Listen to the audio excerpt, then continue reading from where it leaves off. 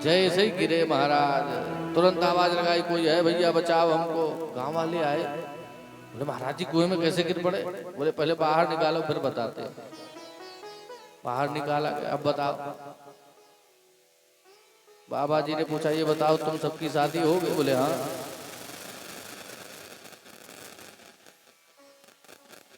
जैसे ही पूछा तुम सबकी शादी हो गई?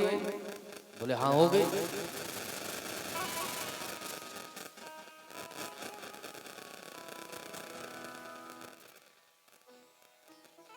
श्राद्ध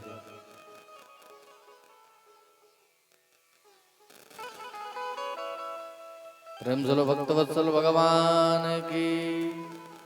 महाराज जी ने जैसे ही पूछा तुम सबकी शादी होगी? बोले हाँ महाराज। महात्मा जी ने कहा तुम सब जिंदा हो? बोले आपके सामने खड़े।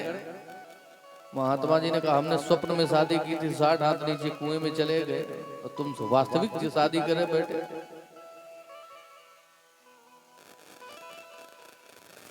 ब्राह्मण ने कहा महाराज तुम क्या जानो बेटा बेटी का सुख क्या होता है? समझाया, बात समझ में नहीं आई तो एक फल दे दिया, इसको ले जाओ पत्नी को खिला देना। ओ ठाकुर जी ने चाहा महाराज तो आपके यहाँ बेटे का जन्म होगा। फल लेकर के आए, पत्नी को दिया। पत्नी तो इतनी करकसा थी, उसका नाम ही था धुंधली। उसने कहा ऐसा करो आप फल रख दो बाद में खा लेंगे। पंडित जी तो चले गए, धुंधली फल लेके ये सोचे कि फल खाएं कि ना खाएं। इतने में उसकी पड़ोसन आ गई। पड़ोस ने पूछा सारा हाल धुंधली से, क्या सोच रही हो? बताया हमारे पति देव एक फल लेकर आए हैं तो कह रहे अगर इसको खा लोगी तो हमारे यहाँ बेटे का जन्म होगा। पड़ोस ने कहा तो बहुत अच्छी बात है, अरे फल खा लेना चाहिए भाई। बोले खा तो ले हम, लेकिन हमको डर लगता है। डर काहे से लगता है? बोले हमने सुना है गर्भवती स्त्री ज्यादा तेज दौड़ नहीं सकती है। पड़ोस ने कहा तो तुम्हें कहाँ पुलिस की भर्ती देखनी है, कहाँ दौड़ना है भाई? धुंधली ने कहा दैवा घाटी प्रजेगा में पलायते गड़बड़ी कथम। अगर कहीं आग लग गई गांव में या चोर आ गए तो सब तो भाग जाएंगे और हम। पड़ोसन ने कहा कैसी बातें सोचती हो? अरे फल खा लो। अच्छा चलो ठीक खा लेते हैं। मैंने सुना है गर्भवती स्त्री भोजन कम करती है। हाँ ऐसा है। बोले तो हमारी शक्ति क्षीण हो जाएगी, ताकत कम हो जाएगी। पड़ोसन ने कहा ऐसी बातें मत सोचो, फल खा लो। अच्छा चलो मान लेते हैं तुम्हारी बात, फल खा लेते हैं, लेकिन मैं जब गर्भवती होंगी तो हमारे स्वामी जी अपनी बहन को लेकर के आएंगे, यानी हमारी नंद को। और नंद जितने दिन यहाँ पर रहेगी उतने दिन में सारा सामान ही सब हमारा चट कर जाएगी, साफ कर जाएगी। तो अपने ढो ढो के अपने घर में रख लेंगे। भागवत में भी अनेक प्रकार की गीता है, ये धुंधली गीता है। ये उपदेश सुना रही है। कहने का तात्पर्य तर्क इतने के लेकिन फल नहीं खाया। एवं कुतर्क योगेन तत्फलम नहीं भक्षितम। इतने में इसकी बहन आ गई, उसने कहा ऐसा करो, सारा हाल उसको बताया। उसने कहा परेशान काहे को होती हो? मेरे 6 बेटा हो चुके और 7वां अब की बार फिर होने वाला है। ऐसा करो अब की जो बेटा होगा वो हम तुमको दे देंगे और बदले में कुछ धन हमको दे देना। ठीक है। फल का क्या करें? बोले फल गाय को खिला दो, इसका भी परीक्षण हो जाएगा। फल गाय को खिला दिए महाराज। समय आया, धुंधली के बहन के यहाँ पर बेटा हुआ और रात में आकर के उसके पति ने उसको दिया। प्रातः काल पंडित जी को बताया महाराज आपके यहाँ बेटे का जन्म हुआ।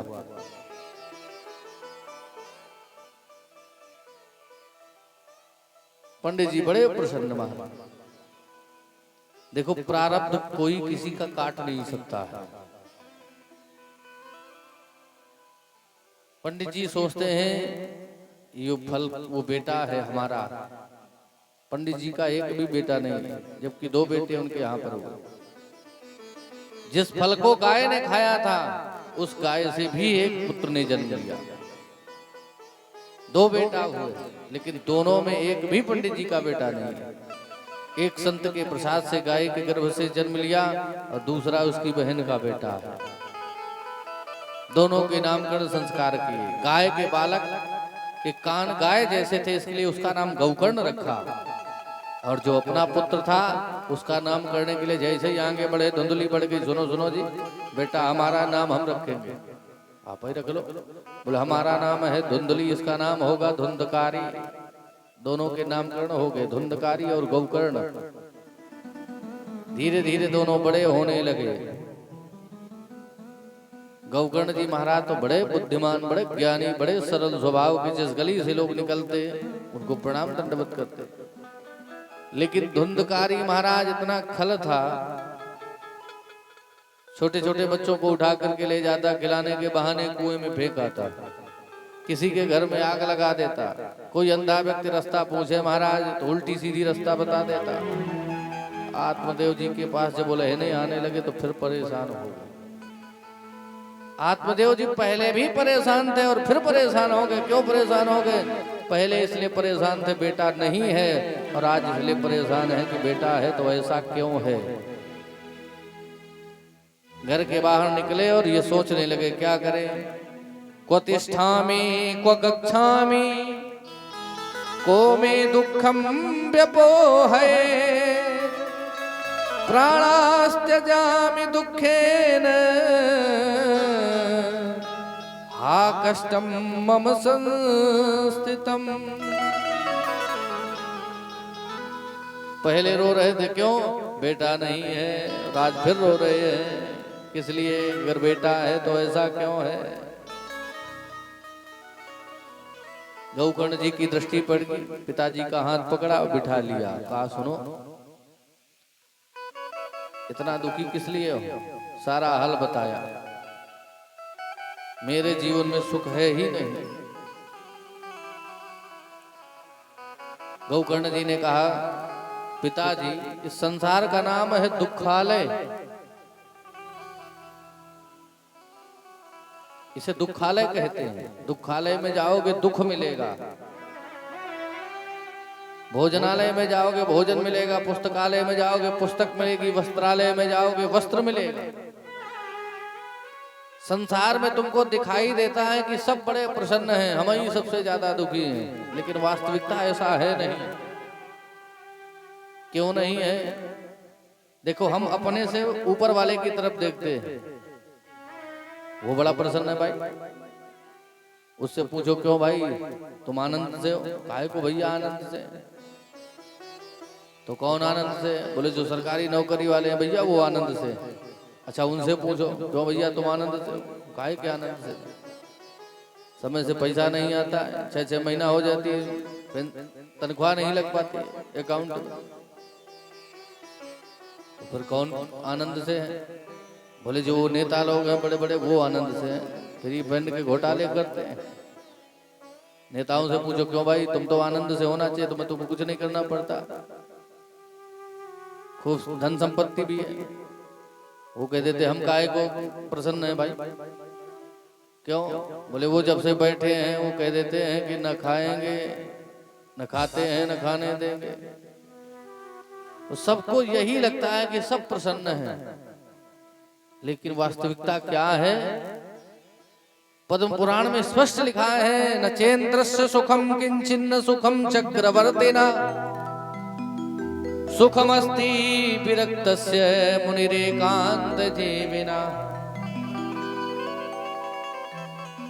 दीन कहे धनवान सुखी, धनवान कहे सुख राजा को भारी, राजा कहे महाराज सुखी, महाराज कहे सुख इंद्र को भारी। इंद्र कहे चतुरानन सुखी,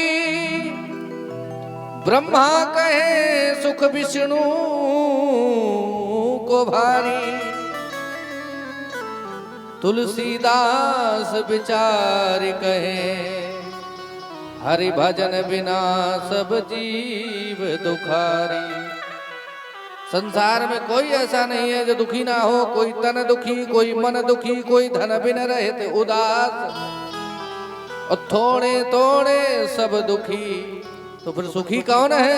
बोले सुखी राम के दास। जो राम के दास हैं वो कभी उदास नहीं होते हैं।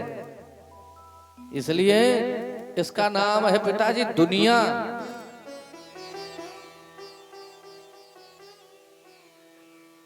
जीवन है तो मरण भी है, सुख है तो दुख भी है, इसलिए इसका नाम दुनिया पड़ा। जिसने पहले सुख का उपभोग कर लिया उसे अंत में दुख मिलेगा, और जिसने पहले दुख का उपभोग कर लिया उसे अंत में सुख मिलेगा। ये संसार का नियम है। सुख पाता रहा जीवन में सदा, उसे अंत समय सुख पाना पड़ा है। पछताया नहीं जो जीवन में कभी, उसे अंत समय पछताना पड़ा है। जो फूल खिले थे बगिया में, उन्हें अंत समय मुरझाना पड़ा है। जीवन का अकाट नियम है यही, अरे जिसे आना पड़ा उसे जाना पड़ा है। और पिताजी इतना ही नहीं, जिस संसार को तुम अपना समझते हो, यहाँ पर वास्तविकता में देखा जाए तो कोई नहीं है अपना। साथी है मित्र गंग के जल बिंदु पान तक, अर्धांगिनी बढ़ेगी केवल मकान तक। परिवार के सब लोग चले इस मसान तक, और बेटा भी हक निभाएगा तो अग्नि के दान तक। इससे आगे कोई नहीं जाता है। इससे आगे जाने वाली वस्तु अगर है तो सिर्फ एक है, क्या? अरे इससे तो आगे भजन ही है साथी, हरि के भजन बिन अकेला